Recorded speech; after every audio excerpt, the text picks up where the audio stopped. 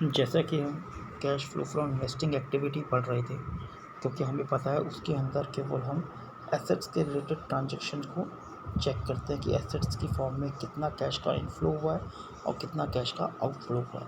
क्योंकि हम बात एसेट्स की कर रहे हैं तो इसलिए इसमें एसेट्स अकाउंट हमें वर्किंग नोट में बनाना होगा। एसेट्स अकाउंट बेसिकली हमारा दो फॉर्मेट में बनता है, एक written down value method, written down value method, और दूसरा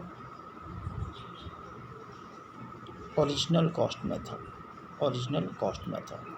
अब हम पहले रिटर्न डाउन वैल्यू मेथड से अकाउंट बनाना सीखेंगे। देखो, when assets fixed assets account show as written down value method. इस केस का मेन फीचर क्या है, इसके अंदर आपको एक्युमुलेटेड डेप्रिसिएशन का ओपनिंग और क्लोजिंग बैलेंस गिवन नहीं होता। ये इसका मेन फीचर है। मतलब जब क्वेश्चन में केवल आपको एसेट्स अकाउंट गिवन होगा, केवल एसेट्स अकाउंट, तो इसका मतलब क्वेश्चन आपका फिक्स एसेट्स को रिटर्न डाउन वैल्यू मेथड के बेस पर शो कर रहा है। अब देखते हैं इसके अंदर एसेट्स अकाउंट बनाते कैसे हैं। फिक्स एसेट्स अकाउंट कोई भी हो सकता है, plant, machinery, land, building, whatever, सारी जितनी फिजिकल फिक्स एसेट्स होते हैं, चाहे वो टेंजिबल हो चाहे वो इनटेंजिबल हो। अब इसको शो कैसे करते हैं, जो आपका ओपनिंग बैलेंस है वो यहाँ पे आता है क्योंकि एसेट्स का डेबिट बैलेंस होता है, और जो क्लोजिंग बैलेंस है वो यहाँ पे आता है। ये क्वेश्चन में गिवन होगा। अब क्रेडिट साइड में क्या आता है, और बैंक, अगर आप कोई एसेट्स बेचते हो तो सील ऑफ फिक्स एसेट जितने में आप बेचते हो यहाँ पे आता है। उसे बेचने पे आपको प्रॉफिट भी हो सकता है, तो प्रॉफिट इधर आएगा, gain on sale of assets के नाम पे। अगर लॉस होता है तो लॉस इस साइड आता है। तो एसेट्स को बेचने पे प्रॉफिट या लॉस जो भी होगा वो उसमें शो करते हैं। फिर इसके अंदर क्रेडिट साइड में डेबिट अकाउंट भी आता है।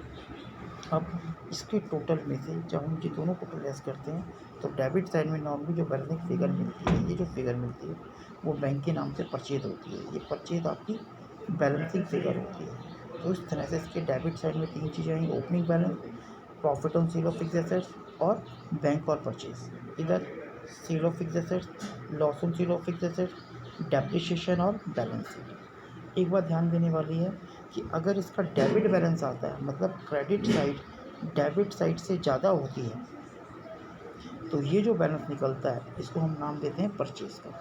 और अगर इसी तरह डेबिट साइड अगर ज़्यादा आती है और क्रेडिट साइड कम आता है, तो उसमें जो पहला बैलेंस माना जाता है वो डेप्रिसिएशन माना जाता है। और क्वेश्चन में अगर डेप्रिसिएशन गिवन है तो हम सेल को बैलेंसिंग फिगर मानते हैं। तो इसका मतलब पहले डेप्रिसिएशन बैलेंसिंग फिगर होगी अगर, और अगर वो गिवन है तो सेकंड नंबर पे सेल बैलेंसिंग फिगर।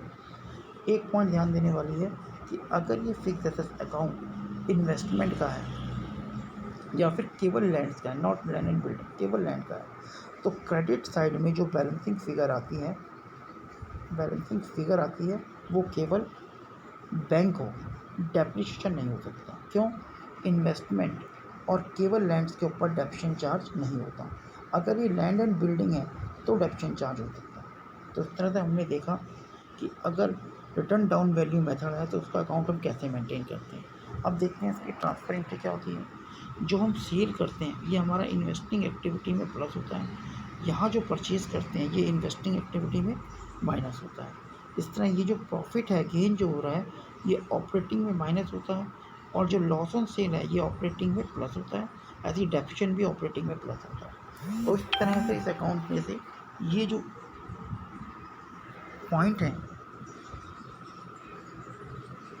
कैसे ट्रांसफर से हमें पता होना चाहिए कि बैंक सेल कहाँ आता है, लॉस ऑन सेल कहाँ आता है, डेप्रिसिएशन कहाँ आता है, गेन ऑन सेल कहाँ आता है, और ये बैंक क्या आता है। अगर हम इन्वेस्टिंग की बात करें तो स्ट्रिंग में केवल एक ये आता है, सेल ऑफ एसेट्स, जो कि इन्वेस्टिंग में प्लस होता है, और परचेज ऑफ एसेट जो कि इन्वेस्टिंग में माइनस होता है।